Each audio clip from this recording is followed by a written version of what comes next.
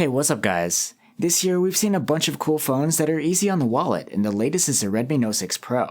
We actually saw its predecessor just a few months ago, but this newer version comes with an edge-to-edge screen and a dual selfie cam. I'm Will for GSM Arena, and this is our Xiaomi Redmi Note 6 Pro review.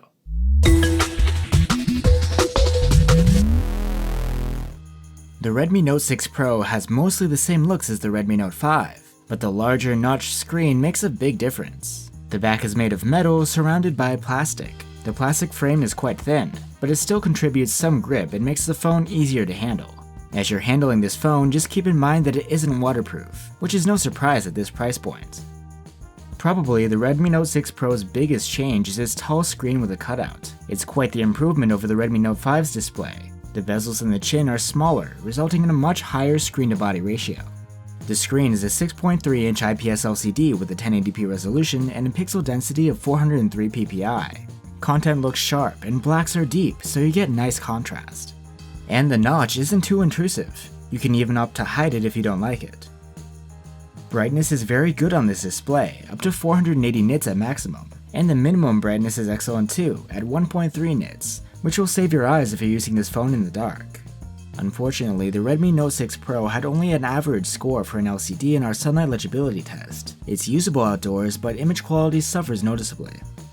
There are different color modes available, but if color accuracy is your thing, the standard contrast mode is the one to go with.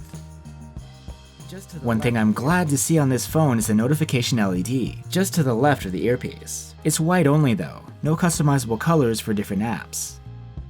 Storage is expandable on top of the 32 or 64 gigs built in. You do have to choose between a memory card and a second SIM though. We are a bit disappointed with the connectivity on the Note 6 Pro. The port is micro USB here, not the more current USB-C. But at least we have a good old audio jack. Sound through headphones is decent, not the cleanest we've tested, but good for this price range. You can listen to FM radio too. You can also listen to content using the single bottom firing speaker. It's loud, just shy of the excellent mark in our tests, and has little distortion. It isn't the richest sounding setup out there though.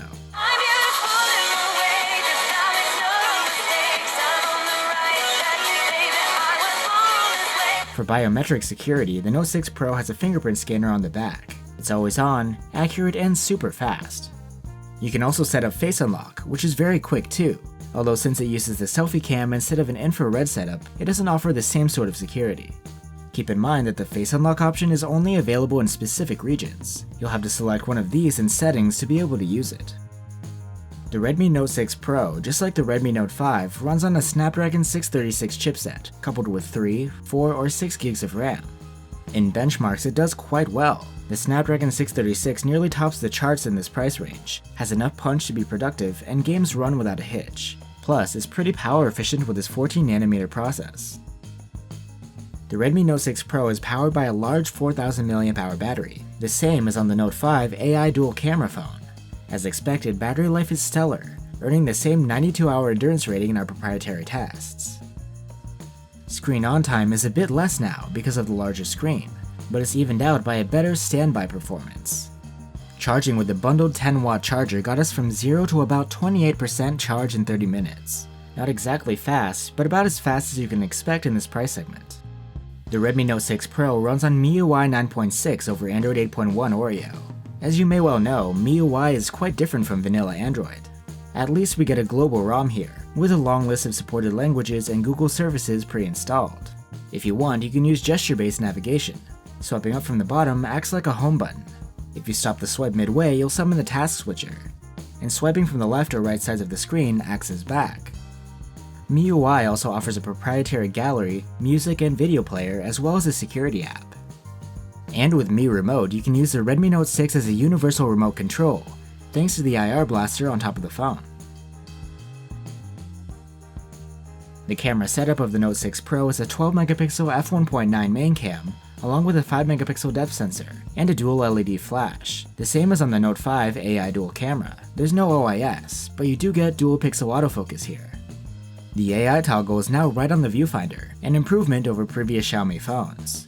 It does recognize scenes mostly accurately. The thing is, we didn't notice any real difference between the AI shots and the regular photos in auto mode. Can you spot anything?